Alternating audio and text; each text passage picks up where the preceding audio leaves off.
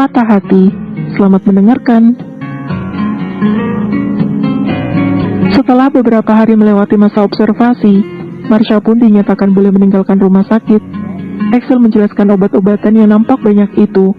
Axel menjelaskan tata aturan pakai minum, memberitahu mana obat untuk mual dan pusing, mana vitamin, dan lain-lain.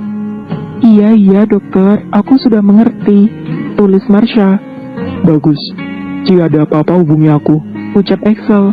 Axel membantu Marsha menyewa sebuah apartemen mungil di pusat kota yang dekat dengan rumah sakit. Apartemen mungil dengan rooftop yang indah. Marsha mulai browsing mencari apartemen yang bisa dia sewa di Paris. Marsha baru saja menerima transferan atas penjualan desainnya. Marsha ingin memulai hidup baru di Paris, menjauh dari semua orang yang mengenalnya. Axel membantu Marsha untuk mengambilkan paspor dan kelengkapan dokumen lainnya. Axel pergi ke rumah Louis dan Marsha. Axel mengetahui kunci sandi rumah mereka, karena itu memudahkan dia untuk masuk. Marsha memberitahu di sebelah mana dia menyimpan paspornya dan identitas lainnya. Setelah mendapatkan semuanya, Axel segera pergi meninggalkan rumah itu. Ini, ucap Axel seraya memberikan dokumen-dokumen Marsha. Terima kasih dokter, ucap Marsha. Apakah benar kau tak ingin memberitahuku kemana kau pergi? Tanya Axel. Tidak, aku ingin pergi ke tempat di mana sama sekali tidak ada yang mengenaliku, tulis Marsha. Baiklah, aku tidak akan memaksamu, jawab Axel. Apa kau sudah melihat berita tentang Louis? Tanya Axel. Marsha mengangguk. Dia mencampakkan Tania, tulis Marsha. Tidakkah kau ingin mempertimbangkan tentang Louis? Tanya Axel. Tidak, yang ku tahu cinta itu indah. Dengan Louis telah patah hati, tulis Marsha. Baik, aku tidak bisa memaksamu, ucap Axel. Kelak, aku akan mengirimu kartu pos, janji Marsha. Baik, aku tunggu janjimu ya. Semenjak kepergian Marsha, rumah Louis selalu nampak suram. Hanya beberapa lampu saja yang menyala. Louis menatapi meja makan. Dulu, setiap kali Marsha menyiapkan makan malam, Louis tidak pernah menyentuhnya. Hari ini, dia sangat ingin bisa kembali ke waktu tersebut dan mencicipi masakan Marsha. Hari ini, Louis meminta pelayan merasakan menu yang pernah beberapa kali Marsha masakan untuk dirinya. Pelayan menata rapi makanan di atas meja tersebut. Louis duduk dan memandangi itu semua dengan hati yang terasa berat. Louis mencapitkan lauk ke mangkuk nasinya, mengunyahnya pelan. Lalu, tak kuasa meneruskannya. Dia menaruh sumpitnya di meja dan mulai menangis pelan. Louis tidak meneruskan makannya, tetapi malah pergi ke kamar Marsha dan berbaring lagi di ranjang Marsha. Semenjak kepergian Marsha, Louis memilih tidur di kamar Marsha. Jika Louis menghabiskan hari seperti siang bagaikan malam, melihat pelangi berwarnakan gelap, namun sebaliknya dengan Marsha yang menghabiskan waktu dengan terang dan tenang hati. Paris, aku datang, ucap Marsha dalam hati, berdiri di bandara dengan penuh yakin dan percaya diri. Marsha menarik napas panjang dan mulai mencari taksi untuk menuju ke apartemennya. Marsha sudah membayar sewa selama 1 tahun penuh. Di sini, dia akan memulai menjadi pengrajin perhiasan dan akan membuka toko secara online. Marsha merasa bangga akan dirinya. Ini adalah pencapaian terbesar dalam hidupnya, mengambil keputusan menjauh dari orang-orang yang dia kenal dan dia sayang. Semua demi kebaikan semuanya, ucap Marsha dalam hati. Marsha menatap menara Eiffel dari balkon unit apartemennya, dan itu terlihat sangat indah. Marsha mengambil ponselnya dan mulai browsing untuk mengikuti kelas belajar bahasa Perancis bagi orang berkebutuhan khusus, tunawicara. Marsha mengisi form registrasi, membayar biaya kursus, lalu mengirimkan formulir registrasi pendaftaran agar bisa segera menjalani kursus bahasa Perancis itu.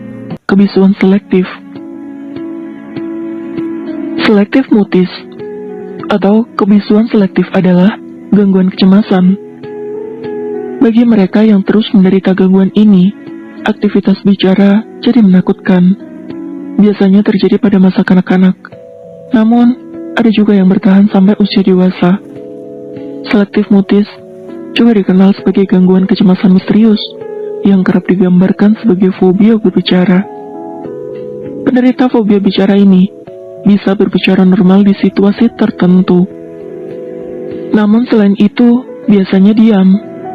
Pola yang umum biasanya melibatkan penderita bisa berbicara dengan anggota keluarga di rumah, tapi tidak di tempat umum atau di situasi sosial, termasuk sekolah, universitas, dengan teman kampus, dengan orang asing, dimanapun dan siapapun di luar zona aman penderita. Kebisuan selektif bersifat psikogenik, yang artinya, biarpun kebisuan selektif bermanifestasi secara fisik, tapi akar penyebabnya bersifat psikologis.